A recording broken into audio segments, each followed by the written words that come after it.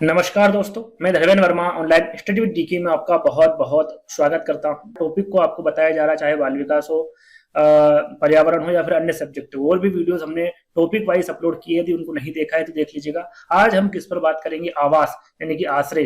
To आपने video देख लिया तो 2 नंबर आपके पक्के हो जाएंगे, क्योंकि यहाँ पर आपको चित्र के माध्यम से हर एक प्रश्न की डिटेल आपको बताई जाएगी। तो स्किप नहीं करना है, वीडियो को आपको पूरा देखना है और अंत में हमें जरूर बताना है कि आज का जो वीडियो है वो आपको कैसा लगा। यदि अच्छा लगे तो अपने मित्रों के साथ इस वीडियो को शेयर करिएगा। शुरुआत करते हैं।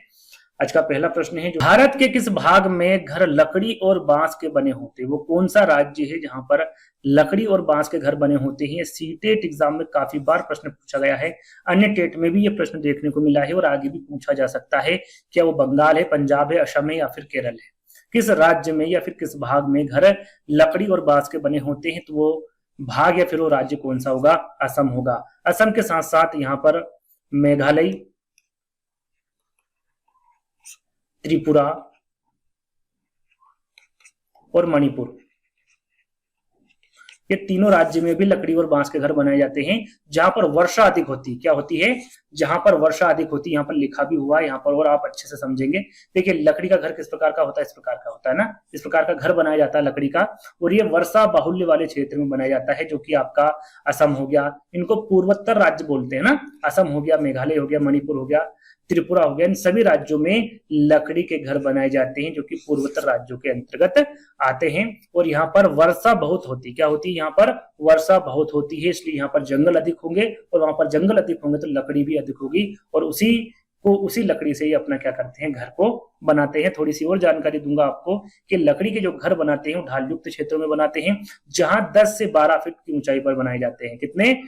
10 से 12 फीट। यदि इंच में पूछे, सॉरी मीटर में पूछे, तो 3 से 3.5 मीटर। ये विकल्प में जो 4 विकल्प होते हैं उसमें ये दिया जा सकता है, आपसे पूछा जा सकता है। तो यदि फीट में पूछे तो 10 से 12 फीट, और मीटर में पूछे तो 3 से 3.5 मीटर। पूर्वोत्तर के राज्य में बांस को क्या कहा जाता है?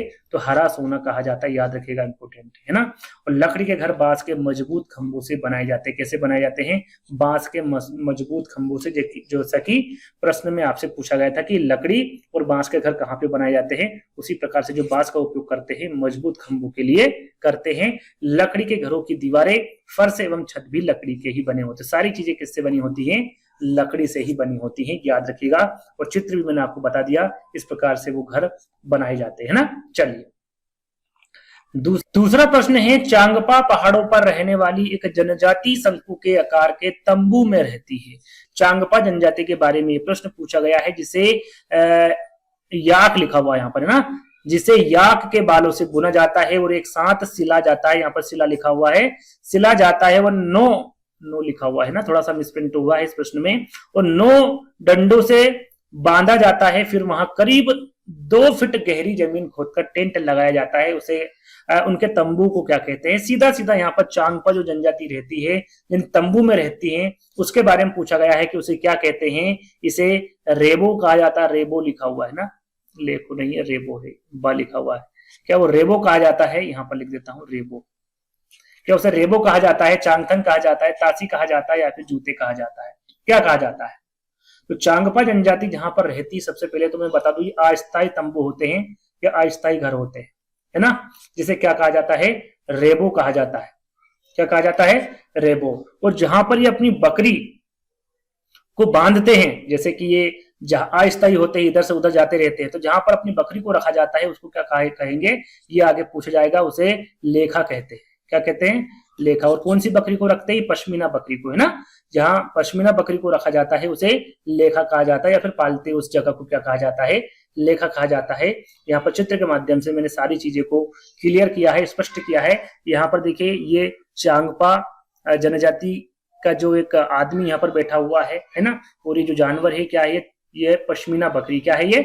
पश्मीना बकरी, है ना। तो यहाँ पर चांगपा जनजाति के बारे में बात करें तो चांगपा जनजाति के द्वारा जिन अस्थायी घरों में वो निवास करते हैं, या फिर वो जो तंबू होता है उसे क्या कहा जाता है? रेबो कहा जाता है ना।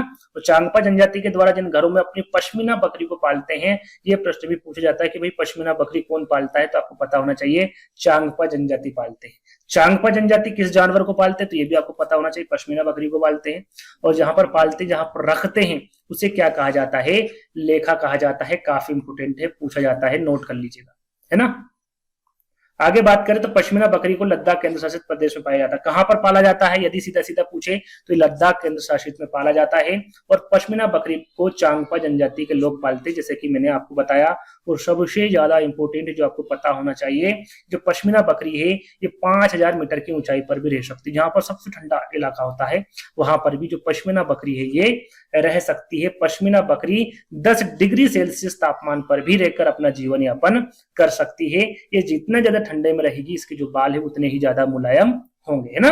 पश्मीना बकरी के जो बाल होते हैं वो मनुष्य के बाल से 6 गुना पतले होते हैं। अपने जो बाल हैं उससे भी 6 गुना पतले होते हैं पश्मीना बकरी के बाल, है ना। ये याद रखिएगा, इंपोर्टेंट है। पश्मीना बकरी के साल या स्वेटर साधारण स्वेटर की तुलना में 6 गुना ज्यादा गर्म होता है। इंपोर्टेंट पूछा जा सकता है। और सबसे ज्यादा जो अभी तक पूछा गया है विकल्प में जो पूछा जाता है कि पश्मीना के शाल या स्वेटर बनाने में कितने घंटे लगते हैं, तो लगभग 250 घंटे लगते हैं। घंटे याद रखिएगा, 250 घंटे लगते हैं ना।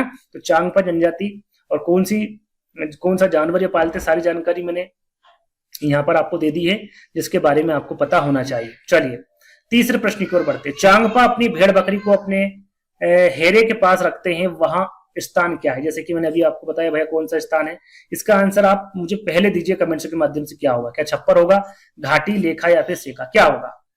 जहां पर वो रहते हैं मैंने बताया था उसे रेबो कहा जाता है ना। क्या बताया था, उसे रेबो कहा जाता है। जहां पर ये अपनी भेड़ बकरियों को रखते हैं, अपनी पश्मीना बकरी को रखते हैं, उसे क्या कहा जाएगा, लेखा कहा जाएगा, जो कि दूसरे विकल्प में होगा। और यही आपका करेक्ट आंसर होगा, है ना। ये मैंने आपको बता ही दिया कि पश्मीना बकरी को जिस स्थान पर पाला जाता है उसे लेखा, और चांगपा जनजाति के लोग जिन घरों में रहते हैं उसे रेबो कहा जाता है ना। चलिए चौथा प्रश्न। मोटी मिट्टी की दीवारें वाले घर को रखते हैं। जहां पर मोटी दीवार, जो मिट्टी की दीवारें होती, मोटी मिट्टी की दीवार वाले जो घर होते हैं ये कहां पर बने होते, कहां पर बनाए जाते हैं, ठंडे मौसम में जहां पर ठंडा वातावरण होगा, हवादार, गर्म या फिर गंदा। तो जब मोटी दीवार होती मिट्टी की, तो जहां पर गर्म वातावरण रहेगा, क्या होता, गर्म, या फिर जहां पर गर्मी अधिक होगी, ऐसे वातावरण में जो मोटी मिट्टी की दीवारें बनाई जाती ताकि वो जो गर्मी है ना वो अंदर ना जाए और वहां पर हमेशा ठंडक बनी रहे। तो गर्म यहाँ पर आपका करेक्ट आंसर होगा। इस पर भी थोड़ा सा हम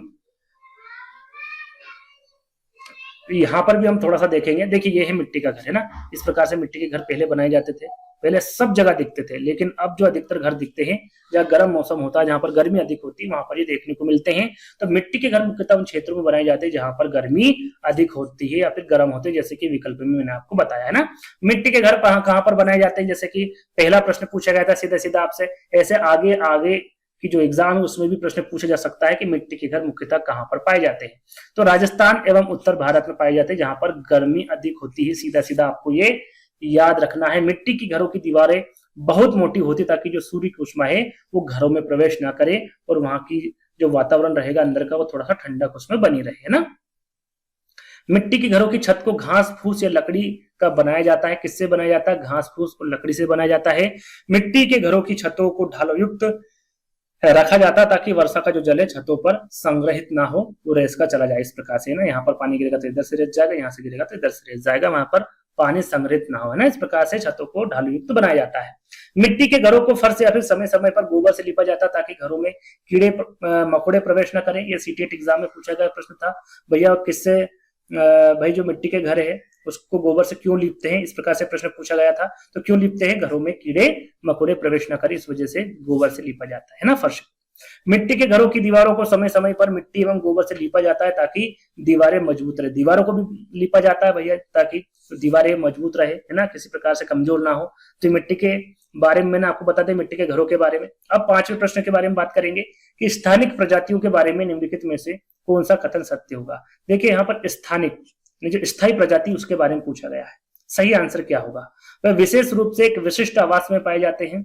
स्थानिक प्रजातियां कभी लुप्तप्राय नहीं हो सकती, बिल्कुल हो सकती है, गलत होगा। वे केवल चिड़ियाघरों और वनस्पति उद्यानों में पाए जाते हैं, ऐसा बिल्कुल नहीं है।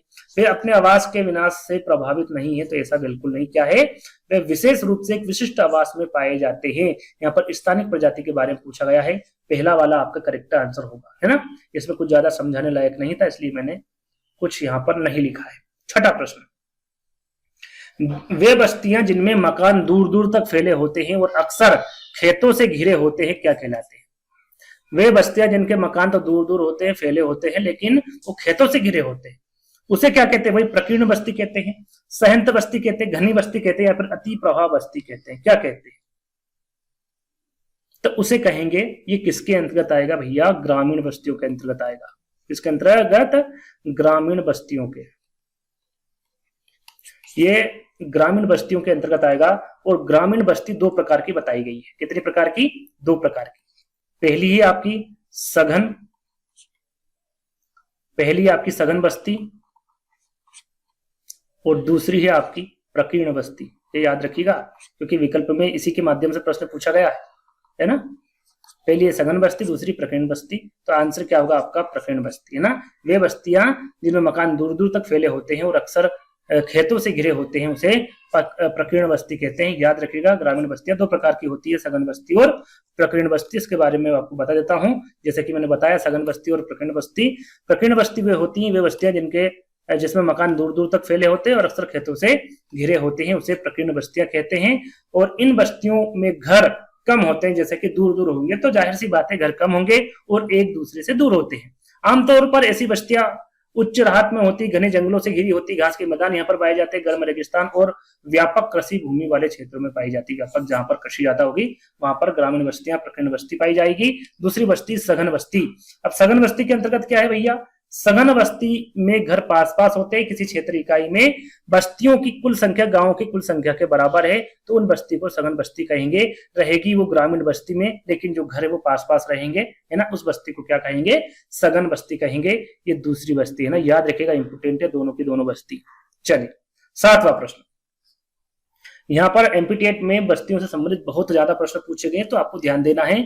निम्नलिखित में से कौन सी बस्ती सहंत और आकार में बड़ी? यहाँ पर सहंत बस्ती या फिर आकार में बड़ी बस्ती के बारे में पूछा गया है। ग्रामीण बस्ती, देखिए यह बस्ती आकार में बड़ी नहीं होती, पहला वाला विकल्प तो आपका गलत हो गया। उपनगरीय बस्ती हो सकती है क्या? नगरी बस्ती या फिर अर्धनगरीय बस्ती? इन तीनों में से बताना है सही आंसर क्या होगा। देखिए, उपनगरीय बस्ती भी नहीं होगी यहाँ पर, क्योंकि आकार में बड़ी बताई गई है, तो वो कौन सी होगी? नगरीय बस्ती होगी। इस बस्ती सहंत और आकार में ये बड़ी होती है, याद रखिएगा। यहाँ पर हम तो इसके बारे में बात करें तो नगरीय बस्ती ग्रामीण बस्तियों के मुकाबले आमतौर पर ज्यादा सहंत और बड़ी होती है। नगरीय बस्तियों में कई तरह के अकृषि, यानी कि वहां पर कृषि नहीं पाई जाती है, आर्थिक स्थिति वहां पर मजबूत होती है और प्रशासनिक काम भी वहां पर होते हैं। कौन सी बस्ती में? नगरीय बस्ती में, याद रखिएगा। चलिए, कौन सा कारक घर की संरचना या डिजाइन को निर्धारित करता है? वहां का आकार, संरचना, भाई किस प्रकार का घर बनेगा, क्या लकड़ी का घर वहां पर बनेगा कि सीमेंट का बनेगा कि और किसी का बनेगा, तो ये किससे पता चलता है? पानी की उपलब्धता से नहीं चलता है, मौसम, जलवायु और सामग्री की उपलब्धता, उपजाऊ मिट्टी की उपलब्धता, या फिर पैसे। तो वहां की जो जलवायु होगी, जैसे कि हमने शुरू में बात की असम, भैया वहां पानी ज्यादा होता है, इसलिए वहां पर पानी ज्यादा गिरने की वजह से वहां पर घर किसके बनाए जाते हैं? लकड़ी के। गर्मी की वजह से जहां पर हमने बात करी राजस्थान, वहां पर घर आपके मिट्टी से बनाए जाते हैं। क्यों बनाए जाते हैं? क्योंकि वहां पर गर्मी अधिक होती है। तो जलवायु, मौसम की वजह से, वहां की सामग्री की उपलब्धता की वजह से उस हिसाब से वहां के घर बनाए जाते हैं, डिजाइन बनाई जाती है। तो राइट आंसर क्या होगा आपका? मौसम, जलवायु और सामग्री की उपलब्धता, है ना। इस प्रकार से आप प्रश्नों को हल कर सकते हैं। बी वाला विकल्प आपका करेक्ट होगा। चलिए, अफ्रीका शवाना की इमारत बनाने के लिए किन सामग्रियों का उपयोग किया जाता है? अफ्रीका शवाना की यहाँ पर बात की जा रही है, या फिर कह सकते हैं अफ्रीका की जो वास्तुकला है उसकी जो सामग्रियां हैं उसको इस्तेमाल करने के लिए, उसको बनाने के लिए किसका उपयोग करते हैं भैया? सीमेंट का, लकड़ी का, मिट्टी की ईंट का, या फिर बर्फ ब्लॉक का, है ना। इस मिट्टी की ईंट, है ना। अफ्रीका शवाना की इमारतें बनाने के लिए किस सामग्री का उपयोग किया जाएगा? मिट्टी की ईंट का उपयोग किया जाएगा। साथ में यहाँ पर मिट्टी की ईंट के साथ साथ छप्पर का, लकड़ी का, मिट्टी की ईंटें, मिट्टी से बनी मिट्टी और पत्थर, इन सभी का उपयोग किया जाता है अफ्रीका वास्तुकला में, है ना। तो आपका तीसरा वाला विकल्प आपका करेक्ट होगा। पक्षी, चूहे और शेर का आश्रय क्रमवार आपको बताना है कि भाई पक्षी कहां पर रहता है, चूहा या फिर शेर कहां पर रहता है। तो पक्षी कहां पर रहेगा? घोंसले में रहेगा। यहीं पर लिख लेते हैं, फिर आंसर ढूंढ लेंगे ना। घोंसला। चूहा आपका रहेगा बिल में, है ना। और शेर रहेगा आपका गुफा में। कहां पर? गुफा में। तो कहां पर है विकल्प आपका? फोर्थ वाला, है ना। घोंसला, बिल और मांद। मांद को ही गुफा कहते हैं ना, याद रखिएगा। गुफा को मांद या फिर मांद को ही गुफा कहते हैं। तो फोर्थ वाला विकल्प आपका सही होगा। पक्षी आपका घोंसला में रहेगा, चूहा आपका बिल में रहेगा और शेर आपका मांद या फिर गुफा में रहेगा। फोर्थ वाला विकल्प आपका सही होगा। देखिए इस प्रकार का जो विकल्प है वो कहीं नहीं दिखेगा। जैसे कि गुफा है तो गुफा पहले नंबर पे है ना, पक्षी गुफा में तो रहता नहीं है। यहाँ पर गुफा है, शेर बिल्कुल गुफा में रहेगा, लेकिन चूहा जो है वो पेड़ पर नहीं रहता है, इसलिए आपका ये वाला विकल्प भी गलत होगा, है ना। इस प्रकार से ये ले लेंगे। घोंसला आपका ये रहेगा, बिल भी ये रहेगा, लेकिन शेर जंगल में नहीं, कहां पर रहेगा, गुफा में, तो पहला वाला विकल्प भी आपका गलत होगा। सही कौन सा होगा आपका फोर्थ वाला विकल्प, क्योंकि यहाँ पर आश्रय के बारे में पूछा गया था, है ना। तो अगले प्रश्न की ओर बढ़ेंगे, फोर्थ वाला विकल्प आपका करेक्ट होगा। अगला प्रश्न भी इसी तरीके से पूछा गया है कि भाई बंदर, सिंह और चूहे का घर क्रमशः आपको बताना। बंदर कहां पर रहता है, तो बंदर हमेशा पेड़ पर देखने को मिलेगा, है ना। सिंह आपको जैसा कि बताया कि गुफा में रहेगा, और चूहा कहां पर रहेगा, बिल में रहेगा। चार विकल्प देखे कहां पर है, पेड़, गुफा, बिल, तीसरे वाले विकल्प में है, और यही आपका बिल्कुल करेक्ट आंसर है। इस प्रकार से आप इस प्रश्न को हल कर सकते हैं। चलिए अगला प्रश्न। अगला प्रश्न भी उसी प्रकार का प्रश्न है। यहाँ पर कुत्ता और बिल्ली के बारे में पूछा गया। भाई कुत्ता और बिल्ली के आश्रयों को किन नाम से नाम दिया गया है। भाई कुत्ता और जो बिल्ली रहते हैं जहां पर, उसका नाम क्या दिया गया, उसे क्या केनल कहते हैं, सहकारी कहते हैं, कुटिया कहते हैं, या फिर खलियान कहते हैं। काफी अच्छा प्रश्न है ना, सोचने लायक प्रश्न है कि भैया इसका सही आंसर क्या होगा। इसका सही आंसर होगा केनल। याद रखिएगा, कुत्ता और जब बिल्ली रखते हैं या फिर उनके जो आश्रय है उसे क्या कहेंगे, उसका क्या नाम दिया गया है, केनल नाम दिया गया है। पहला वाला जो विकल्प होगा वो बिल्कुल आपका करेक्ट आंसर होगा। कुत्ते और बिल्ली का आश्रय को केनल के नाम से जाना जाता है, या फिर उसे केनल नाम दिया गया है। चलिए ये भी काफी अच्छा प्रश्न पूछा गया था आपसे। मलोका एक प्रकार का क्या, भाई मलोका क्या है, खाना है, जानवर है, चिड़िया है, या फिर मकान है। क्या है मलोका, इसका मैं चित्र भी आपको बताऊंगा। तो मलोका क्या है, ये एक प्रकार का मकान है। क्या है, ये एक प्रकार का मकान है, जो कि यहाँ पर आप चित्र के माध्यम से देख सकते हैं। ये होता है मलोका, इसे मलोका कहा जाता है। मलोका अमेजन के स्वदेशी लोग रहने के लिए बनाने वाले, यहाँ पर पूछे कि कौन से लोग भैया मलोका में रहते, तो अमेजन के स्वदेशी लोग। याद रखिएगा, रहने के लिए बनाने वाले लंबे घरों का एक प्रकार होता है। देखिए लंबा घर है ना, और यह मुख्य रूप से कोलंबिया और ब्राजील में पाए जाते हैं। ये याद रखिएगा, विकल्प में कोलंबिया और ब्राजील दे तो आप क्लिक कर दीजिएगा, आपका सही आंसर होगा। और इस प्रकार के घर को क्या कहा जाता है, मकोला कहा जाता है, जो कि अमेजन के स्वदेशी लोग रहने के लिए बनाते हैं। और मुख्य रूप से कहां पर पाया जाता है, तो कोलंबिया और ब्राजील में पाया जाता है। याद रखिएगा, इंपोर्टेंट है।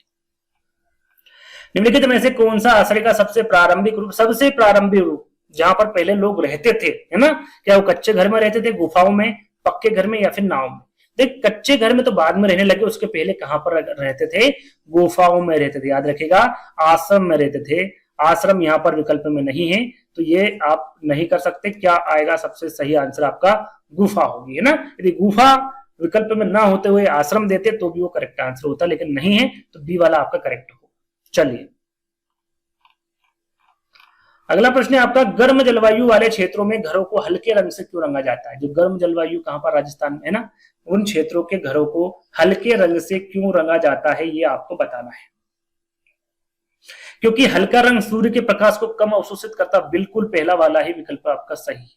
जो वहां का सूर्य का प्रकाश उसे कम अवशोषित करेगा, इस वजह से हल्के रंग से रंगा जाता है। थोड़ा सा यहाँ पर मैंने डिस्क्राइब भी किया है कि गर्म जलवायु वाले क्षेत्रों में घरों को हल्के रंग से रंगने की सलाह दी जाती है, क्योंकि हल्के रंग गर्मी को कम सोखते हैं और ज्यादातर गर्मी को परावर्तित कर देते हैं, इसलिए घर में ठंडक बनी होती है। तो याद रखिएगा क्यों रंगा जाता है, यहाँ पर सारी जानकारी दी हुई है ना। याद रखिएगा, विकल्प में मैंने आंसर बताया, क्योंकि हल्का रंग सूर्य के प्रकाश को कम अवशोषित करता है, इसलिए गर्म जलवायु वाले क्षेत्र में घरों को हल्के रंग से रंगा जाता है।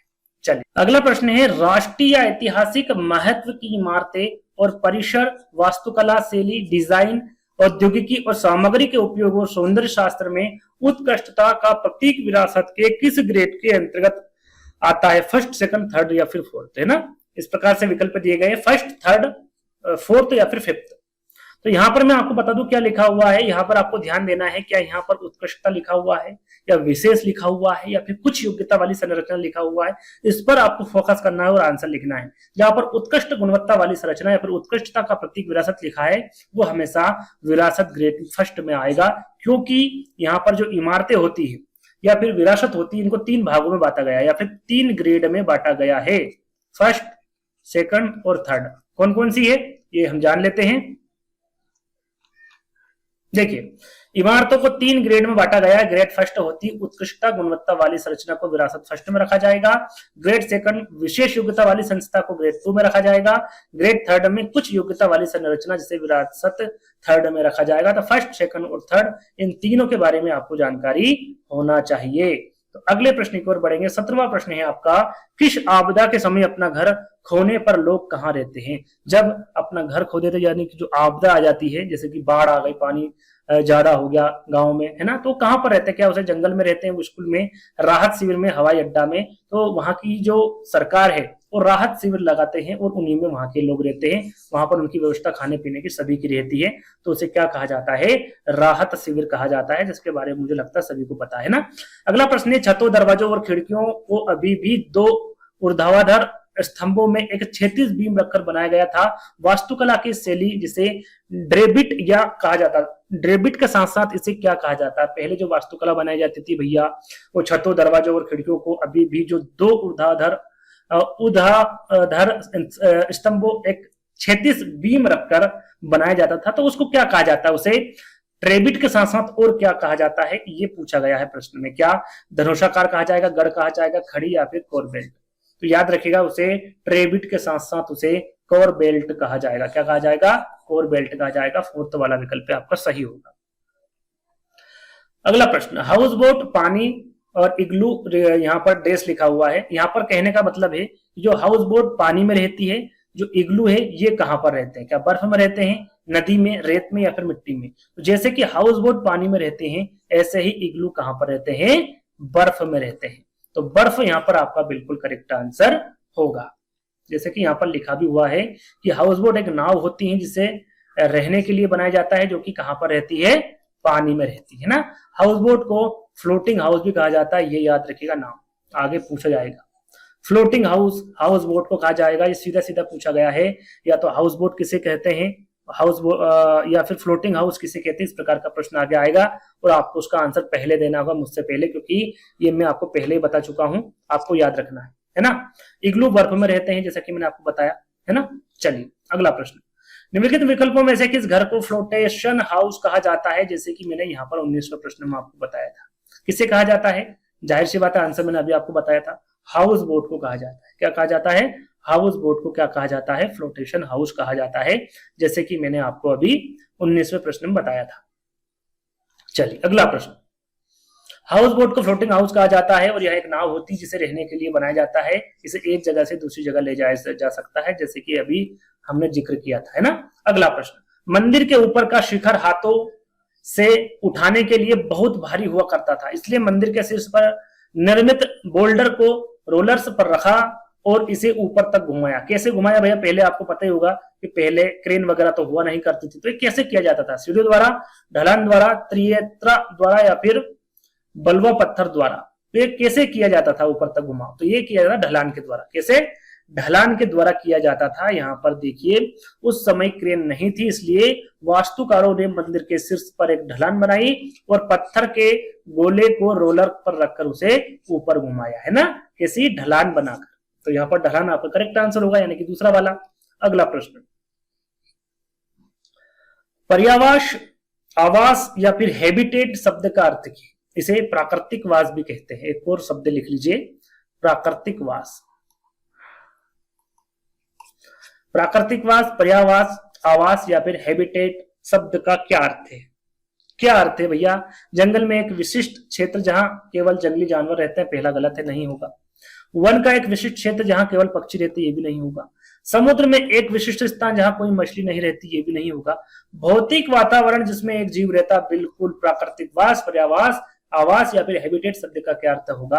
आपका भौतिक वातावरण जिसमें एक जीव रहता है, जिसमें सभी प्रकार के जीव आ गए, है ना, उसे पर्यावास कहेंगे, प्राकृतिक वास कहेंगे, आवास कहेंगे या फिर हैबिटेट कहेंगे, जैसा कि यहाँ पर लिखा भी हुआ है कि आप पर्यावास या प्राकृतिक वास किसी प्रजाति विशेष के पौधे या जीवों या अन्य जीवधारियों के रहने का एक पारिस्थितिकी या पर्यावरणिक क्षेत्र है।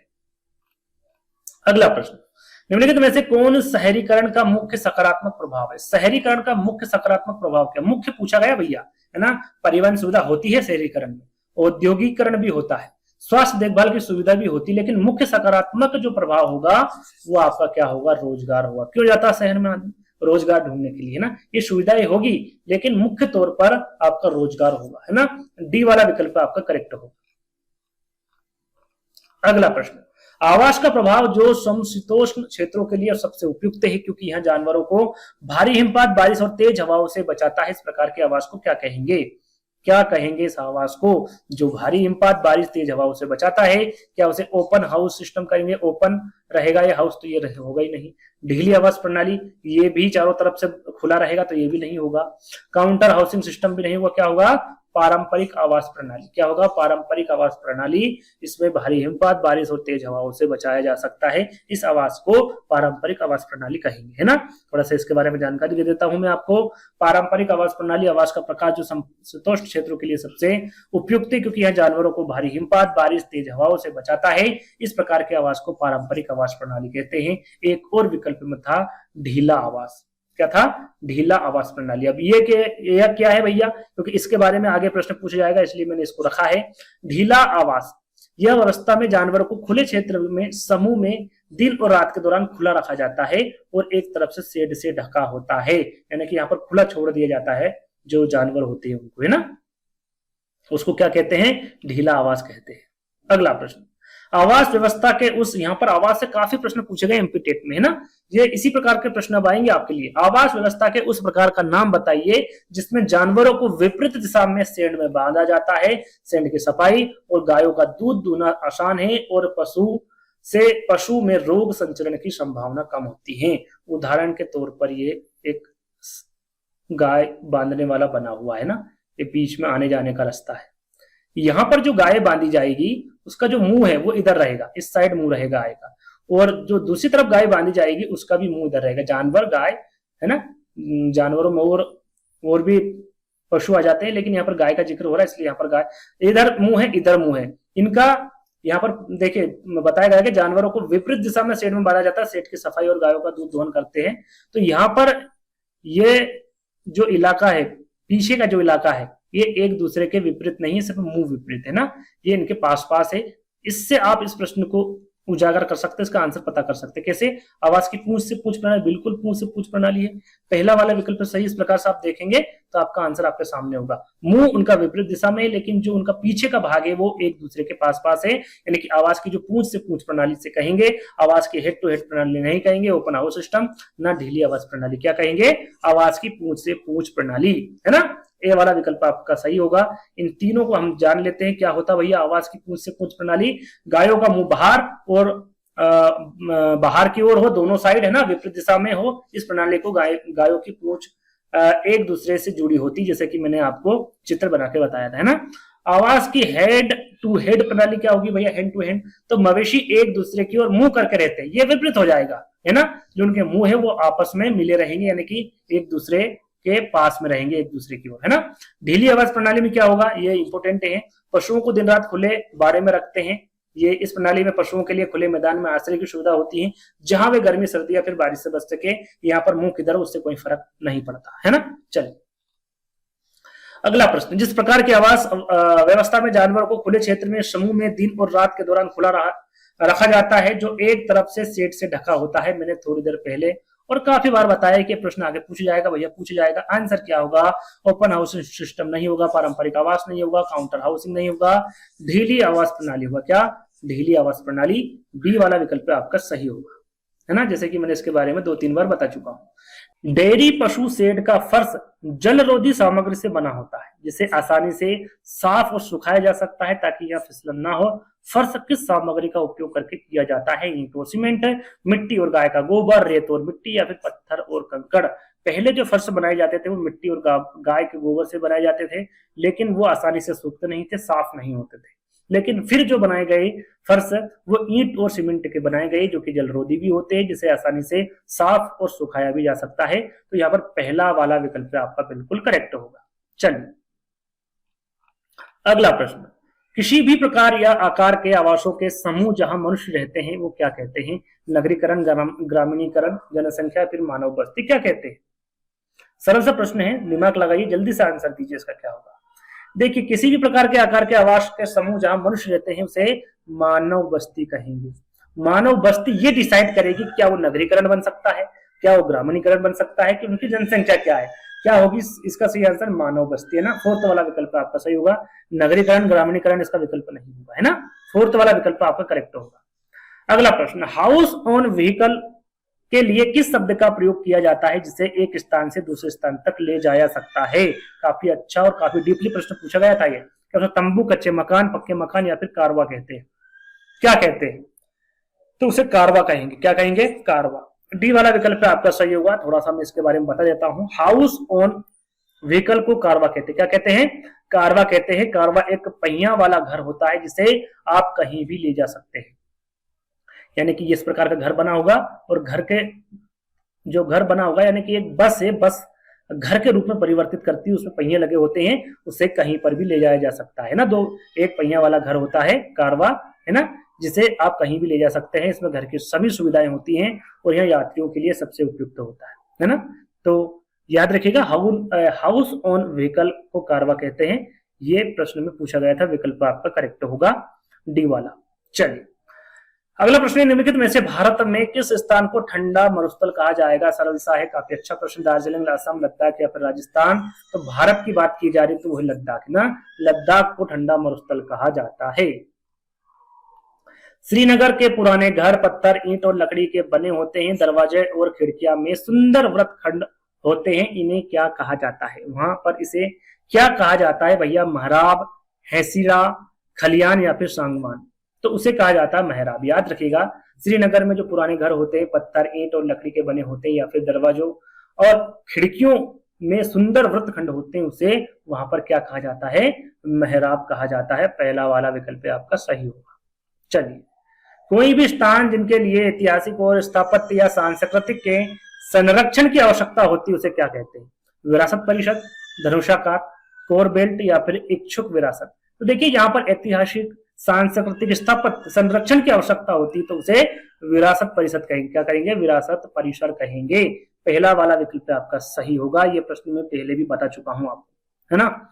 अगला प्रश्न, विरासत के प्रति जागरूकता के संबंध में इसे INTACH के नाम से भी जाना जाता है ना, ये इसका शॉर्टकट नेम है। इसका पूरा नाम क्या है पूछा गया है, तो इसका पूर्ण नाम क्या है ये आपको बताना है। कला और सांस्कृतिक विरासत के लिए भारतीय राष्ट्रीय न्यास, बिल्कुल सही। पहला वाला विकल्प आपका सही होगा। यहाँ पर INTACH का जो पूरा नाम है या फिर विरासत के प्रति जागरूकता के संबंध में इसका पूरा नाम है कला और सांस्कृतिक विरासत के लिए भारतीय राष्ट्रीय न्याय। इसे इंग्लिश में क्या कहेंगे, सारी चीजें मैंने यहाँ पर लिखी है, आप देख सकते हैं कि इसका जो फुल फॉर्म होगा वो Indian national trust for art and culture heritage होगा। यदि हिंदी की जगह इंग्लिश में दे दे तो आपको पता होना चाहिए। इसे कला और सांस्कृतिक विरासत के लिए भारतीय राष्ट्रीय न्यास कहेंगे।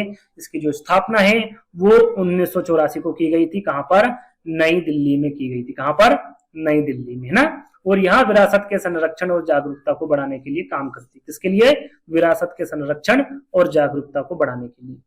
अगला प्रश्न, श्रीनगर में कई परिवार एक नाव में रहते हैं जो अंदर से अलग अलग कमरों वाले घर की तरह है, जो मुख्य रूप से डल झील, यहाँ पर डल लिखा हुआ है, डल झील और झेलम नदी में देखा जाता है, उसे क्या कहते हैं। बोट हाउस, घाटी, खातबंद या फिर तालाबंदी।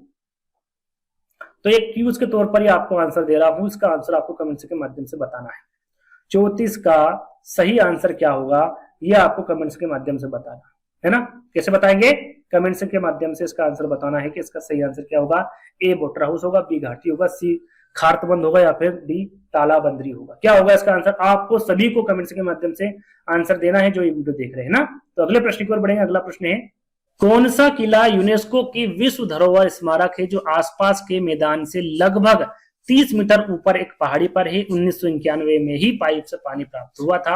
यहाँ पर जैसा कि मैंने बताया था टोटल 35 प्रश्न आपको मिलेंगे। ये अंतिम प्रश्न है। जो आपको अच्छा लग रहा है तो लाइक जरूर कीजिएगा, कमेंट के माध्यम से भी बता दीजिएगा। यहाँ पर किले के बारे में पूछा गया था, उस किले का नाम क्या है, जैसलमेर किला, है ना। क्या है, जैसलमेर किला है। तो यहीं पर आज के आपके जो 35 प्रश्न थे वो यहीं पर समाप्त होते हैं। आज का वीडियो कैसा लगा कमेंट्स के माध्यम से जरूर बताएगा। एक नई वीडियो के साथ मिलेंगे जल्दी ही, जब तक के लिए धन्यवाद।